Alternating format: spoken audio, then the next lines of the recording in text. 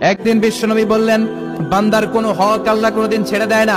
আল্লাহর হক আল্লাহ মাফ করে, বান্দার হকের মাফ নাই। যদিও আমি নবী, আমার উপর যদি কোনো হক থাকে বলো, আমি দিয়ে দেব। কোন সাহাবী দাঁড়ায় না। এক সাহাবী দাঁড়িয়ে বলল, নবী, যুদ্ধের ময়দানে চাবুক চালানোর সময়, লাঠি চালানোর সময় এক কাফেরকে মারতে যে আপনার লাঠির বাড়ি আমার পিঠের মধ্যে পড়েছে। আপনি যেহেতু এই কেসাসটা আদায় করতে চান, আপনার পিঠে আমি লাঠির বাড়ি মেরে এটারে শোধবোধ করে দিতে চাই।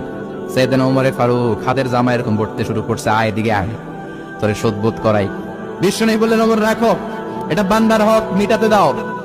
বিশ্বনবী বললেন, আসো, তুমি এসে আমার পিঠে লাঠি দিয়ে চাবুক দিয়ে বাড়ি মারো। সাহাবী বলে, ও নবী, তখন দুর্ভিক্ষের সময়ের যুদ্ধ ছিল, আমাদের গায়ে জামা ছিল না। যখন আপনি আমার চাবুকটা পিঠের মধ্যে মেরেছেন, আমার পিঠে তখন জামা ছিল না। আপনি যদি যথা নিয়মে কেসাসটা আদায় করতে চান, আপনার জামাটা খুলেন, খালি পিঠের মধ্যে বাড়িটা মারিস। এবার ওমরে ফারুকের ধরে কে, এদিকে আয়, তোরে দেখাইতেছি। বিশ্বনবী বললেন, ও